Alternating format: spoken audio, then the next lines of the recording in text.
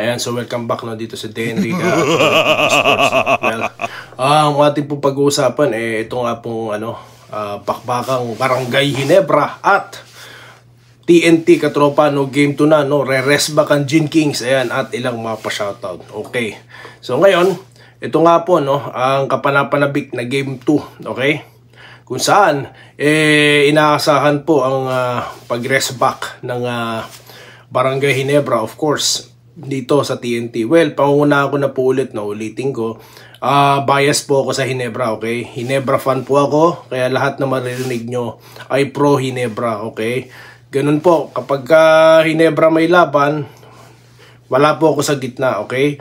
Pagka iba po, bawa Token Tech San Miguel, yan, gitna tayo, okay? So sa mga hindi po kapanalig ng Ginebra at hater kayo, lipat na po kayo, skip na po kayo, no? Kung okay pa rin sa inyo, hindi naman masakit pakinggan, no? Sige, stay kayo dyan. Okay? So, ganun lang po tayo dito. Para po hindi po yung iba na mamali, papasok dito, magrereklamo, no? Katulad ng ibang ginagawa nila sa, sa Moto Club, no? PBA Moto Club, na nagtatanong sila bakit no bias, ganyan. That is our opinion, okay? At hindi kami rito tagapagbalita, na? Yes, nag-update kami. Pero hindi kami dito anchor na nasa gitna. Ganun po yan. Ganun po ang pagkakaiba yan. Okay. So, mabilisan lang ulit. So, yun na nga. Inaasahan po ang pag-bounce back, no? Or pag-rest back ng Barangay Ginebra, no? Dahil nga po, alam naman po nating lahat na yan po ang specialty ni Coach Tim ko, no? Yung adjustments. Okay? So, yung what was happened, no? Is happened in game 1. So, tapos na yun. So, moving on sa game 2. Anong ating aasahan? Well, number 1, yung reaction po natin sa depensa ng TNT. So nakita po natin na talagang pinaghandaan sila, no? Kumbaga, lahat ng options 1, 2, and 3 ng Ginebra, no? Talaga pong inano nila, chinek nila, no? Si Ronde Hollis Jefferson, nakita niyo po na lahat ng umaatake sinasalubong niya, no? Kaya nga po yung mga pagsalaksak natin ilan doon hindi rin umubra, no? Kasi nga naka-ready sila, alam nila. Then, alam din nila kung saan tatakbo yung bola natin, yung mga kick-out passes natin, kaya na-block na rin, no? Kaya yung shot selection natin, ang pangit, maalat ang shooting natin because of the defense, no? We are not used to be in that kind of defense, no? Na mala international competition, no? At we give credit, no, sa TNT for that, dahil nga po, they did very well. Well, sabihin na natin siguro, dahil nga nauna sila, no, na nakapasok sa finals katulad ng Ginebra noon, di ba? Napaghandaan nila ng gusto. Okay? So, di pa rin excuse yun, no? Walang excuse dito, talo is talo, okay? So, yan po ang gagawin dyan sa offensive side, no? Kung paano i-adjust ni Coach Tim Cone, iaabangan natin yan, no? Sigurado yan.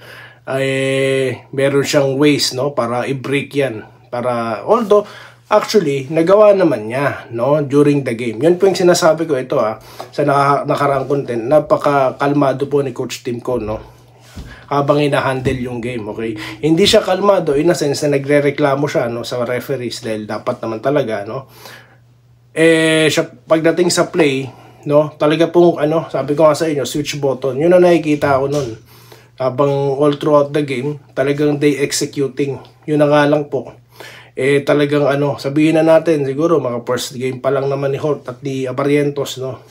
Syempre iba pa rin po ang pressure sa PBA, okay? Yes, we know that they are have experiences, pero iba pa rin po ang first game ng final sa PBA, iba pa rin po ang pressure. Lalo na kung ikaw nasa hanay ng napakaraming sumusuporta. Okay? So shoutout po muna tayo, no, habang tayo po ay nagbibigay ng komento, no, dito kay Abnel Carullo, no. Sana manalo daw ang Ginebra, no. NSD Bounce Back fans, go Ginebra for the win. Okay? Ganun din po kay Joey Esguera, no. Wag na natin pansinin yung iba. Basta tayo manalo matalo Ginebra. Ganun din dito kay Cristel Ramos, no. Makabago to. Tama yan, idol. Dapat totoo tayo. Ginebra ako hanggang sa uli. Okay. So, yun. So, balik tayo. So, yun nga po. Yun po inaasahan natin, no, na gagawin dyan ni Coach Tim Cone. Then, pangalawa, no, I mean, pagdating naman po sa defensive side, no, well, for sure, tatapatan natin yung higpit ng depensa dito ng TNT, di ba? So nakita po natin ang mga pumutok dyan, no? Sigurado may immediate reaction na kagad dyan. Katulad ng ginawa neto ni The Blur kay sa batang si Abarrientos, di ba? So in-school daw, no? Sabi nila, pero talagang veterano So ganun talaga. So immediately, di po mapabayaan na yan na mangyari ulit, no? Na mag-exploit ang sinong player, no? Sa kanilang advantage. For sure, may immediate reaction na po dyan, no? Kaya nga po nung time na yun, binantayan na siya ni Thompson at doon na neutralize na, di po ba? So yun po yung aasahan natin, di ba? Na si Thompson na ang tatao dyan kay The Blur sa oras na maglaro pa yan. Ano po? Wala pong iniwan yan sa game 2 na San Miguel na si Terence Romeo pumutok, di po ba? So ganun lang din po yan. Di ba? Maganda laro ng San Miguel nung game 2 kaya natalo ang Ginebra. So ganun din sa TNT, di po ba? So ngayon, sa depensa, siguro naman po yung mga outside shots ni Eram talagang didikitan na ng gusto ni Japet, no? Dahil yung dalawang crucial 3-point niya, no, guys, yun din ang ilan sa mga naging dahilan kung bakit pumalaot ng gusto, no, o lumayo itong TNT katropa, di po ba? So yun po. Okay, shoutout po muli kay Address Dedicator, no, good PM po. At yun din po kay Rino Barra, no?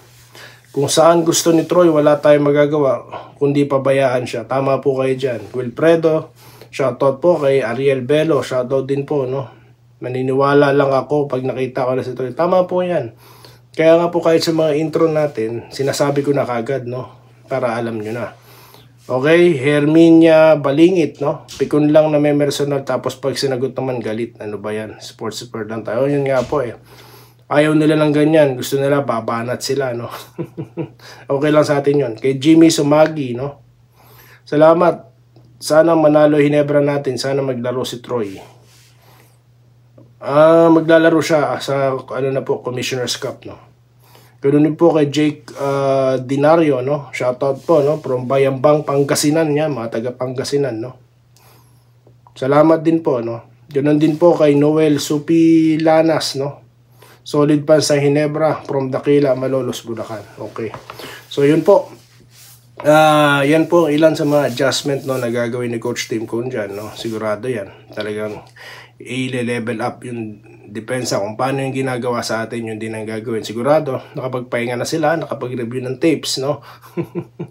Yun yung ginagawa nila, no? Para sa akin, si Poy Eram, natural lang po yung ginawa niya, no? Pero as I said earlier, hindi siya threat katulad kay Junmar, no? So we can intensify more our defense, di ba? Yun na nga lang talaga, adjustment po talaga is mangyayari right after the game, which is ito na po yung game 2. So we don't expect, no? We don't expect na matutu-0 tayo ng TNT. Sigurado po magpa-fight back ang Ginebra, no? Dahil marami po talagang nalungkot. For sure, they will fight back, no? Para na rin sa mga fans na umaasa na maka-rest back tayo.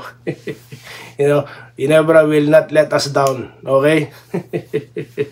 So, yun lamang po, no? Ang ilan sa mga makikita nating diskarte dyan ni Coach Tim Cone, no? Sabi ko naman sa inyo, ang triangle offense, no? Nandyan po yan, no? Yun na nga lang, pinalago ng gusto ni Coach Tim Cone. At kung di po maganda ang shooting natin ng game 1, for sure, there will be an adjustment para magkaroon tayo ng good looks from the basket. Again, hindi po ako naniniwala sa mga malas, sa mga swerte, hindi. Ha? Kaya po maalat ng shooting natin, hindi po kasi maganda, no? Yung ating shot selection. Yun lang po yun, no? Yun lang yun. Huwag tayo maniniwala sa Tsaka yung kumpiyansa siguro at level ng, yun nga, ng confidence medyo bumaba nga dahil nga sa sitwasyon, di ba? At yun nga, dahil posible nga, dahil nga first game pa lang naman ni Holt at ni Abarrientos. So we will see better Ginebra this game 2, no? Yung talagang totoong sila. Okay? So yun lamang po, no? So ilan pa pong mga pa-shoutout, no? Mabilis ang pa-shoutout po. Kaya Marlon Nartieda, no? Yan ang gusto ko sa'yo, idol. Walang halong fake news. Yeah, shoutout po sa inyo, Sir Marlon. Wala. O di po tayo pwedeng gumawa niyan, no? Sayang pong oras ko dyan, no? Hindi ako para dahil lang channel na to, yan lang po, yan lang iniingatan ko dyan no. Yung magsasabi talaga tayo ng totoo lang. Okay, ganun din po kay tuloy-tuloy ka, idol, tama mong pagbabalita. Salamat po kay Roger Tibayan, po. Ganun din po kay Arnaldo Soriano, yan, lagi po nanonood sa atin yan. Shoutout po sa Soriano family, ha. Ganun din po kay IRRC, Battle Mix Ginebra, no. Shoutout po sa inyo, at ganun din kay Bambino De Leon, no. Idol, magandang gabi sa'yo. Maganda ka magpaliwanag, kaya lagi, oy, salamat naman po, mabuhay din po kayo, no. Ganun din po kay Seljana Pangana, no. Basta Ginebra ako mula noon hanggang ngayon. So itutuloy po natin ang shoutout mamaya, no, sa mga susunod nating contents. Papasahin po natin yan kahit gaano karami. So yun lamang po, at muli tayo po'y magkita-kita, no, sa mga susunod na content dito sa Denry Atoy TV Sports. Muli, maraming salamat po sa inyo lahat. Salamat po sa panonood. Subscribe na para sa mga susunod na basketball at boxing videos.